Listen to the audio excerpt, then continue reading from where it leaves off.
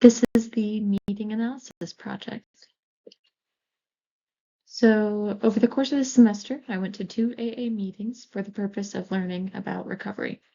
People in these meetings shared a portion of their story with their peers, and they formed a community based off their shared experiences. It was sometimes tough, but it was good to experience and inspiring to watch. So the first meeting I went to was an online meeting through the Maple Park group on Friday, March 13th, around 12 p.m. noon. The meeting was held over Zoom, and it consisted of 5 white people, 4 men, and 1 woman. They were all likely 60 plus and seemed to share a healthy respect for each other.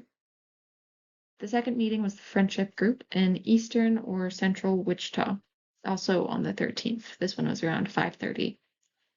This was an in-person meeting and consisted of around 15 people with much more social interaction not related to the meeting, or not just related to the meeting. This group of people seemed close to each other in a way that was more like friendship rather than just acquaintances, there for the purpose of the meeting. The majority of the people were older white men, but there were a couple of non-white people, 2 women, and 4 people around that were younger. They appeared to be in their 30s. So for my expectations versus the reality of these meetings, so I was expecting them to be a little bit more closed off, especially with observers there, but they were very welcoming, and I was expecting surface level stories, but a lot of people shared some deeper things. One guy shared what his daughter said to him, that she said to him, "You were a good dad before you started drinking. You were still good while you were drinking, but I'm glad to have my dad back." So I thought that was a little bit on the deeper side. I was also expecting it to be sort of stiff and structured, but it was very laid back. People shared what they wanted to and no expectations. I was also expecting it to be a non-religious, since AA is not associated with any religion, but many people did share about their spiritual growth. One thing that came up a lot was the spiritual progress, not perfection. And I also liked that they were spiritual, but they were non-discriminating. So a lot of people said something to the effect of a higher power, and I choose to call mine God, or something to that effect. I was also thinking that Brooke and I would be the only observers, but somebody did bring their daughter to the in-person meeting. Of course, she had her earbuds in and she was doing another activity, but it was still not what I was expecting. As for the stigma in the community, for me personally, I try to avoid judgment and think of addiction as a disease rather than a reflection of the person. However, I know this is not how everyone thinks, and that stigma does prevail. Some misconceptions about alcohol use disorder include that a person has a character or moral flaws, that they choose their condition, and that they have complete control over their disorder. Stigma can worsen AUD by contributing to a person's negative emotional state, which drives their alcohol use disorder. It can also deter a person from seeking treatment.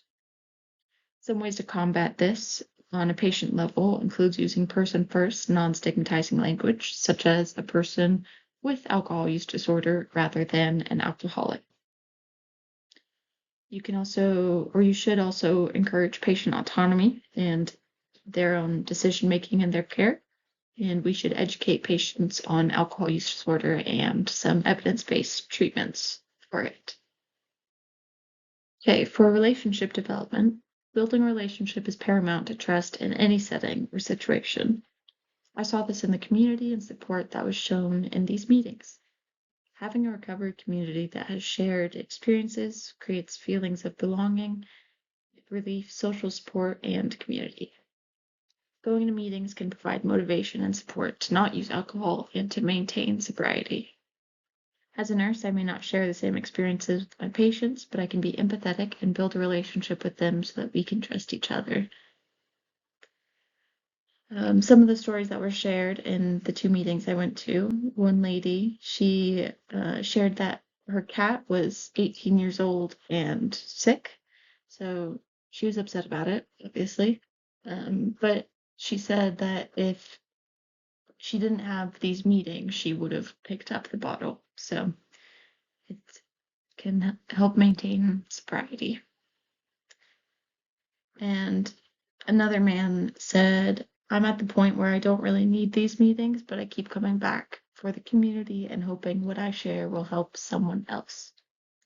So those two stories, I think, shows community and the support and trust that they have for each other and their understanding.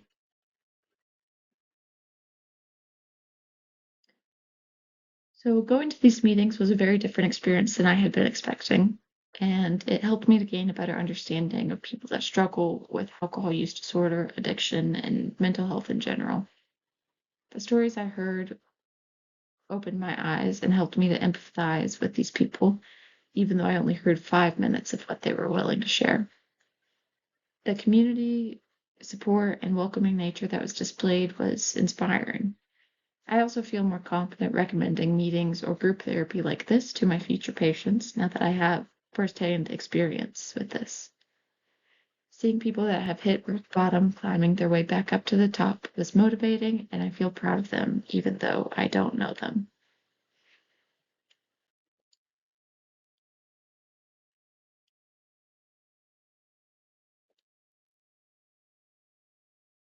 Thank you.